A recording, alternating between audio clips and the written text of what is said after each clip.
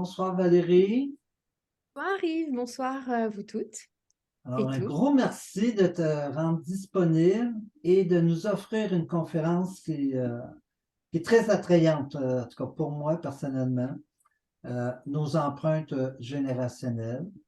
C'est un volet qui te va très bien par ta formation, par ta pratique en cabinet, par tes formations, où tu parles beaucoup de l'enfant intérieur.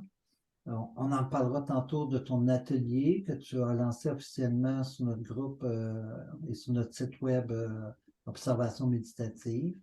Tu es une sophroanalyste, qu'on dit. La sophrologie n'est pas nécessairement quelque chose qu'on est au Québec très au courant et clair. Pour nous, c'est plus l'aspect transgénérationnel, mais je crois que c'est un peu ça que tu fais avec un regard de soi et de sa famille à ce niveau-là. Alors, tu es une intervenante aussi d'observation méditative, comme tu fais partie de l'équipe, donc tu touches à d'autres sujets, soit méditatifs ou de démarche personnelle. Voilà, on se lance, on Hmm. vérifie.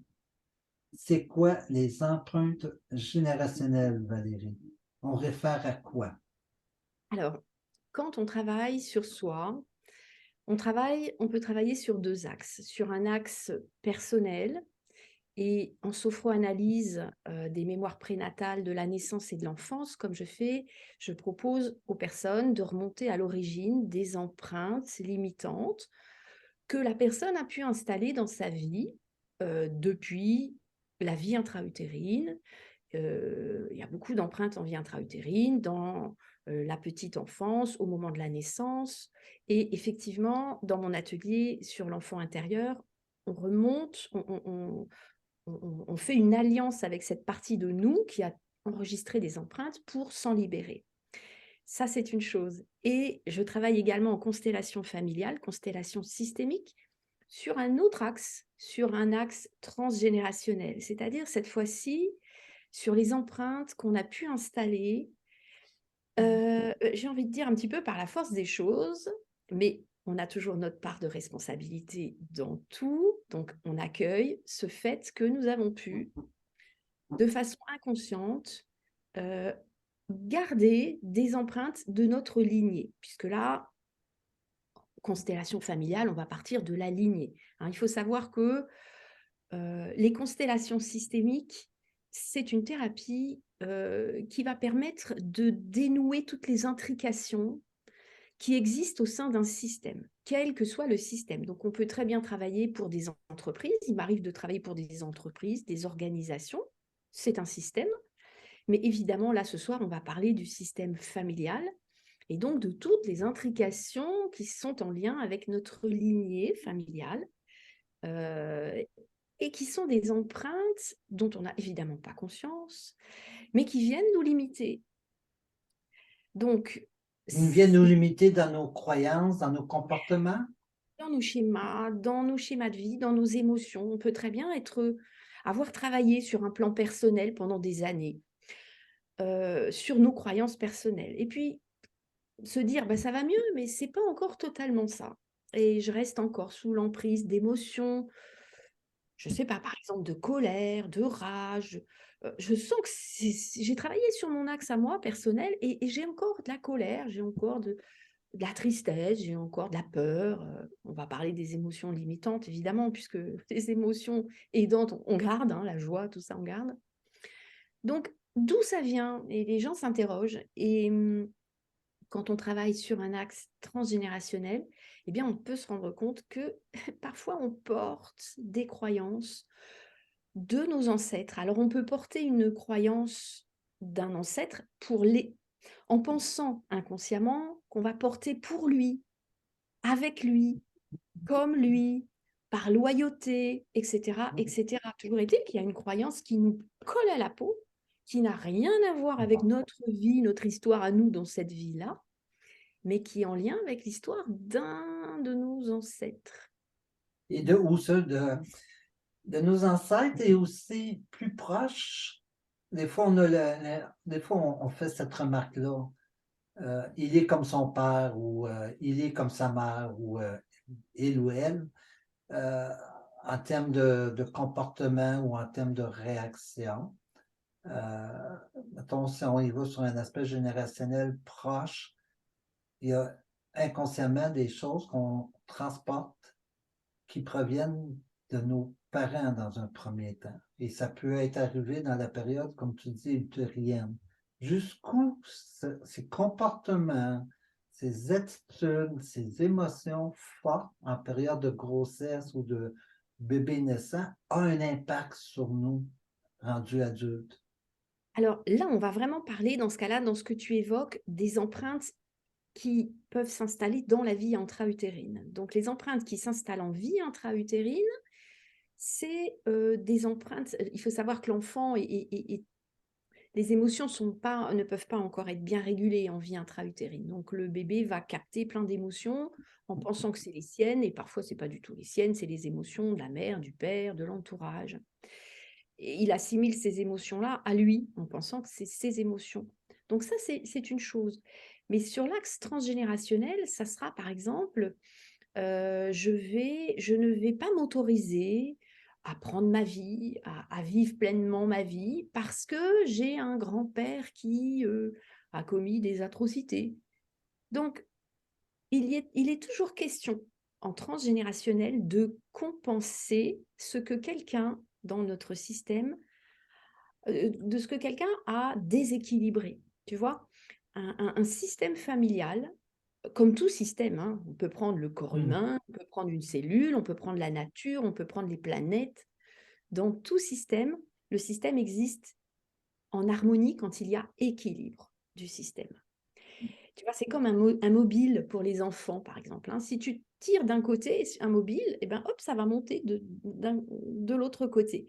Et pour rééquilibrer, il faut réappuyer, redonner un mouvement de l'autre côté pour retrouver l'équilibre. Eh bien, il se passe la même chose dans les empreintes générationnelles, c'est-à-dire que si un membre de notre système déséquilibre notre système, ça veut dire quoi déséquilibrer?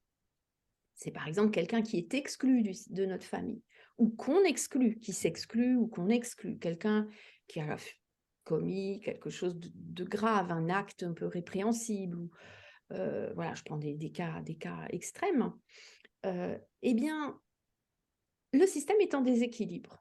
Il ne répond pas à certaines lois, et je pourrais revenir tout à l'heure aux lois systémiques qui régissent tous les systèmes. Eh bien, s'il y a eu un déséquilibre, forcément, il y a des suivants dans la lignée, mais on ne sait pas où. Ça peut être la génération d'après, ou 2 générations après, ou 3 générations après. Ça peut être aussi les oncles, les tantes, hein. Ça peut être aussi les frères, les sœurs, ça marche dans tous les sens. Eh bien, il y en a un, en tout cas, au moins un, qui va, à un moment donné, rééquilibrer, mais au prix de ce que ça va lui coûter, c'est-à-dire d'un sacrifice. Est-ce que tu veux que je donne un exemple concret? Oui, vas-y. Alors, Parce que ça prend une prise de conscience. mais oui, parce qu'en fait, c'est énorme, énorme. Et ça, en cabinet, je le vois tous les jours, et j'utilise cet outil de constellation familiale très souvent, parce qu'il y a des prises de conscience à avoir. Quand on a la prise de conscience de ce qui se joue pour nous, c'est déjà la moitié du travail de fait. Je vais remonter aux origines et vous allez bien comprendre. Les constellations familiales, c'est un psy allemand qui qui a mis au point cette thérapie, qui a compris un petit peu ce qui pouvait se jouer à ce moment-là. Pourquoi? Parce qu'au sortir de la Deuxième Guerre mondiale, il s'est rendu compte à son cabinet qu'il y avait beaucoup de gens, de ses clients, de ses patients, qui justement ne se réalisaient pas dans la vie. C'est-à-dire qu'ils ne trouvaient pas de travail, ils perdaient souvent leur travail, ils ne trouvaient pas à se réaliser sur le plan familial, amical, amoureux, etc. etc. Donc, ils ne se réalisaient pas. Et le point commun de tous ces gens-là, c'était d'avoir eu un aïeul qui a fait partie du mouvement nazi.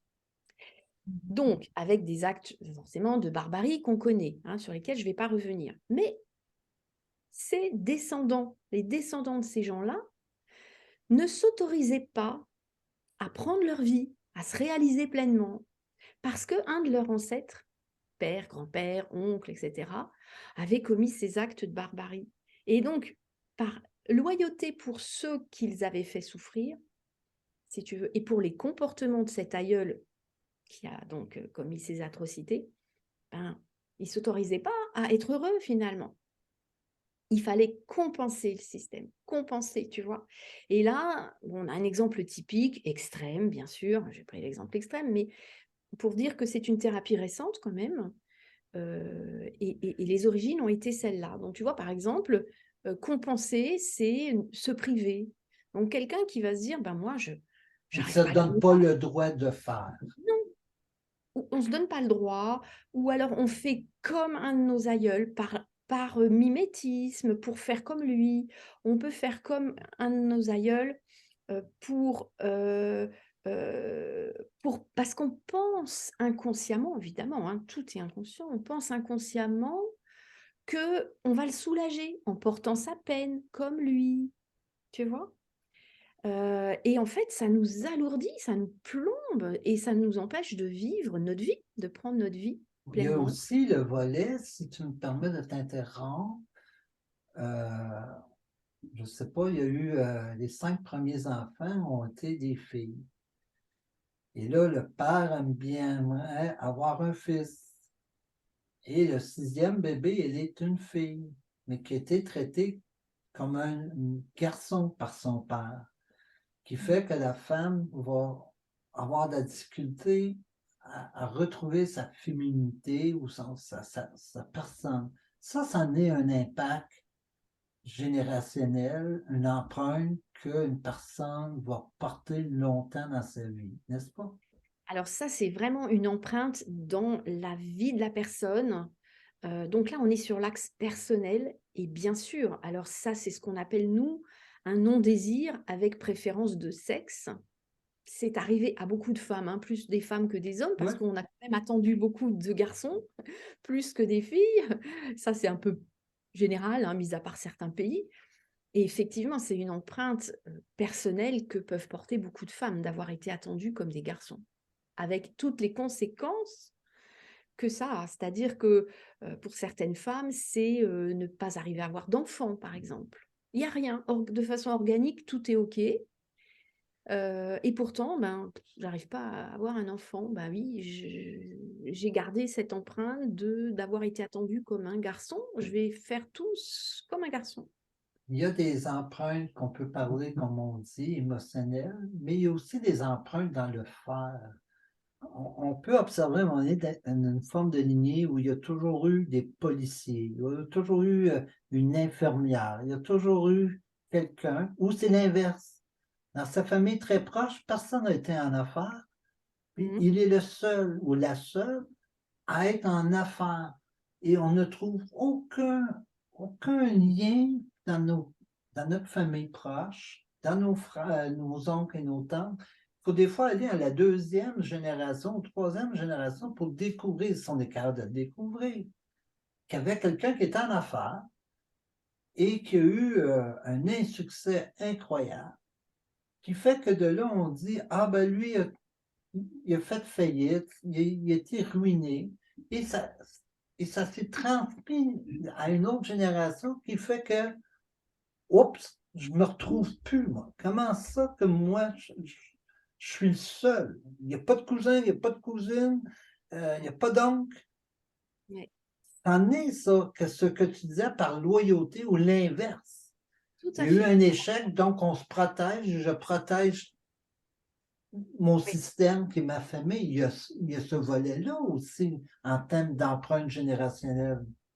tout à fait. J'ai eu au cabinet quelqu'un, c'est un monsieur qui disait: «Moi, je suis fonctionnaire. Je voudrais bien, il y a un poste auquel j'aspire, mais c'est dans le privé. J'ai une trouille bleue d'y aller.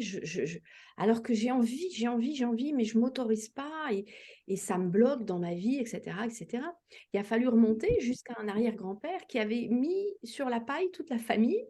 Il avait fait banqueroute et en fait, c'est vrai que du coup, et bien, lui, il s'autorisait pas à quitter le fonctionnariat parce qu'il se disait: «Là, j'ai la sécurité. Si jamais je vais dans le privé, je pourrais». faire banqueroute.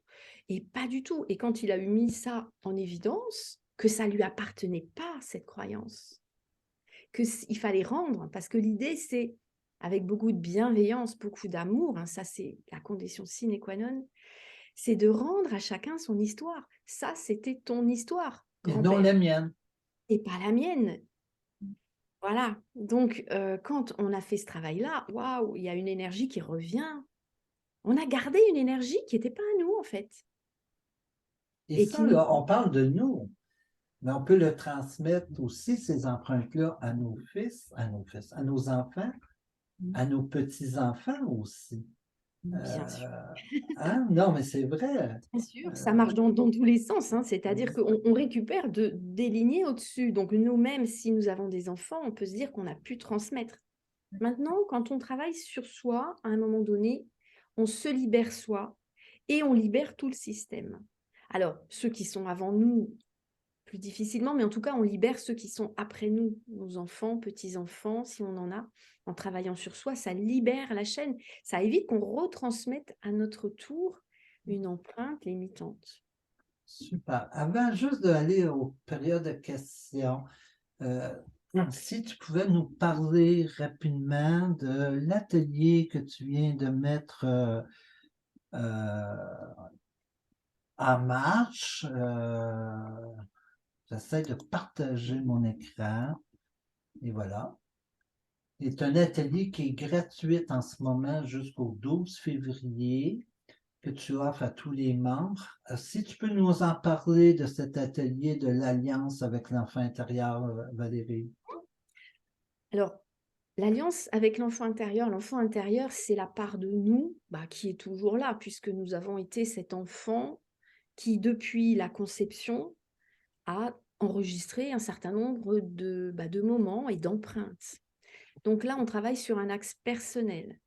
C'est-à-dire que les empreintes, encore une fois, hein, je vais évidemment parler de ce qui nous limite à l'âge adulte, les schémas limitants qui rebouclent ou les émotions qui rebouclent, prennent parfois leur origine, et quand même assez souvent leur origine, il y a très longtemps, en vie intra-utérine, et dans différents moments de la petite enfance, même des moments de la naissance, hein, de l'acte du moment de la naissance. Et évidemment, on n'en a plus conscience.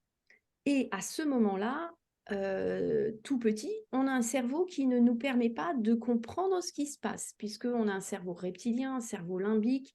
On a le néocortex qui est déjà là, mais qui n'est pas encore développé pour analyser, comprendre les événements qui nous arrivent. Exact. Donc, par exemple, quand tu évoquais tout à l'heure la préférence de sexe, si moi je suis dans le ventre de ma mère et que je sens bien que je ne suis pas attendue comme une fille, je vais avoir juste envie de me faire toute petite, je vais avoir envie, je vais mettre en place une stratégie pour continuer d'avancer quand même et continuer de vivre quand même. Alors, Sauf c'est que un atelier de combien de modules et ce que tu offres aux gens?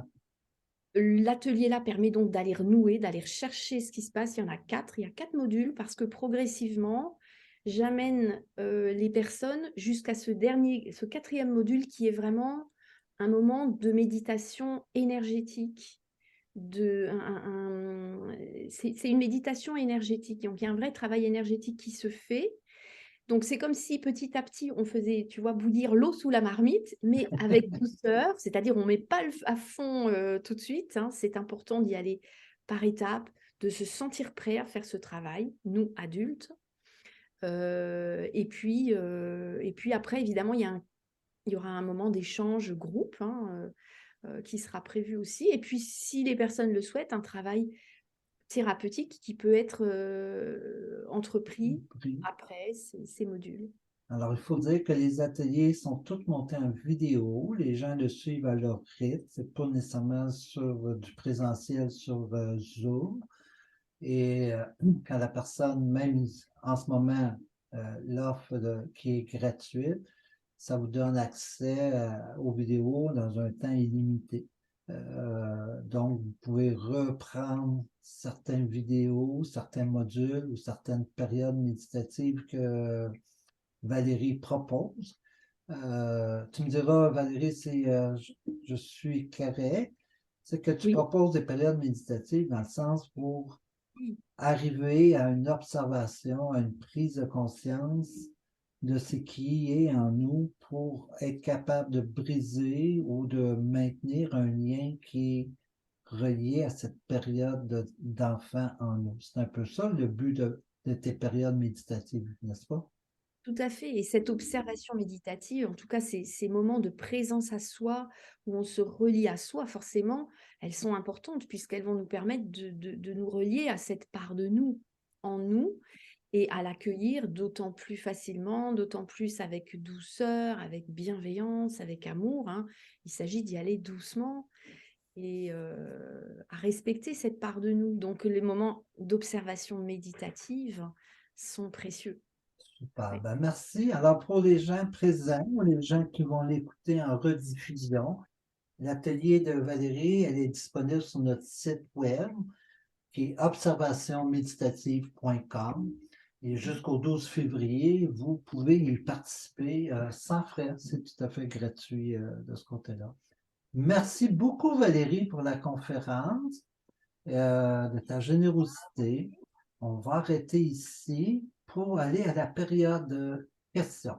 Alors, chacun des gens qui désirent poser des questions à Valérie ou là, je cherche à arrêter mon